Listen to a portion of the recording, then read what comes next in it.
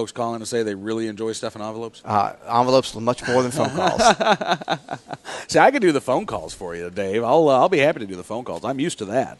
All right, so in terms of the legislative session that we just saw, again, gun owners did not get everything we were hoping for, but we did get a lot. We got restaurant carry in Virginia. July the 1st, restaurant carry goes into effect. Yep, absolutely. All right, when are we going out to dinner? That's what I want to know. Anytime you want to, that I can be in Northern Virginia. All right, you let us know when you're going to be up there. We'll take you out to dinner.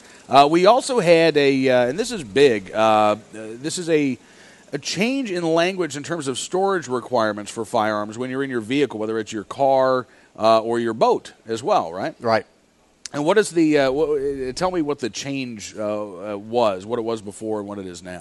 Well, in the past, if you were going to store a loaded firearm in your vehicle while you were driving, you'd better have a concealed carry permit. As of July 1 of this year, you don't have to have a concealed carry permit as long as your firearm is in a secure location in your vehicle, in your boat, truck, whatever the case might be. Okay. Now, you say that right now in the state Senate we've got it's close, but we have a tiny majority on most of these bills. Right. How do you see, when I first moved to Virginia back in 2004, all I heard was, well, Virginia's turning purple, and, the demographics are changing as people move out of the district into Northern Virginia, and they're bringing with it their gun control attitudes and things of that nature. And I've seen some pretty tough political fights over the past 6 years in my, state delegate district, in my state Senate district. There have been races. Ken Cuccinelli, when he ran for state Senate a couple of years ago, won, and he was A-rated, and his opponent was F-rated, and he won by, I think, 200 and something votes. I mean, it was a nail-biter. How do you see the state changing in terms of the demographics? Should gun owners be concerned about perhaps the more prevalent gun control attitudes in Northern Virginia? I think clearly the part of the Commonwealth that is north of the Occoquan, which is Northern Virginia, is a little less friendly to our issue than maybe in the central and southern and southwestern part of the state. Mm-hmm. However, Bob McDonnell did not shy away from saying he was in favor of repealing the restaurant ban, saying that he would be in favor of repealing one gun a month, and yet he won Northern Virginia. So I think it is in part how you go out and campaign, and then that those people like us who are prone to vote for pro-Second Amendment candidates, that we get out there, we do the work, we make sure all of us vote.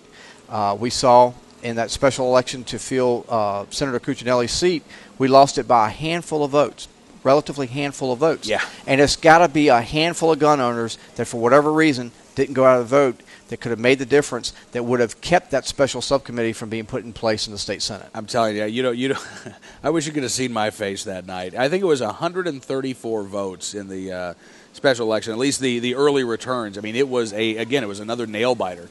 And I the next day, I'm talking to my neighbor, who is a NRA member, not a former Marine, a retired Marine, and we're talking about this.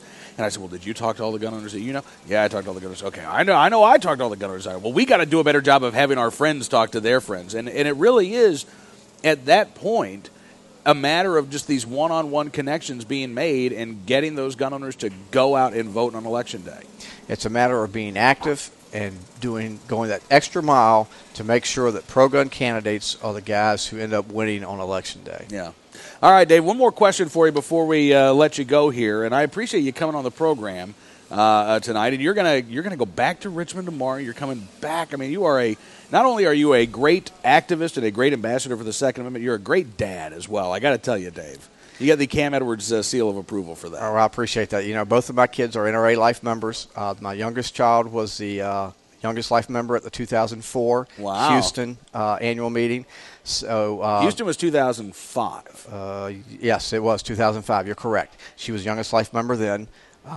So they know that Dad is very active in the Second Amendment cause, but they also know that he needs to be there when they have activities, and so I'm going to do that. Thank God I'm only 4 hours away and not like I was last year in Phoenix. Yeah, you're coming back, right? Yes, I am. I'm coming back. So how did you – this is the last question before we let you go, but how did you get involved? What turned you from a gun owner into a gun activist or a gun owners activist? Bill Clinton. I bet he's so happy. Oh, I bet he is too. In 1992, I really got involved. I had been an NRA. I was one of those guys who had had NRA membership. It would lapse. I'd go and rejoin again. Mm-hmm. But when Bill Clinton became president and then made a big push for the Brady bill and then for the assault weapons ban, I said, I've got to do a little bit more.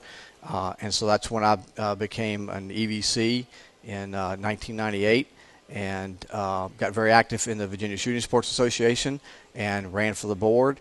And, it's those types of things. You could just go in the extra mile. And if you believe in something strong enough, I think that's what it takes. Yeah. Well, Dave, again, we appreciate your dedication. I say that not only as the host of Cam & Company, but as a Virginia gun owner. It's great to know that somebody like you is down there in Richmond paying attention to what's going on. And I'm sure that in the next session, we'll be relying on you once again to keep us up to date. Well, thanks for everything you do too, Cam. That's my pleasure. Dave Adams, the legislative chair of the Virginia Shooting Sports Association.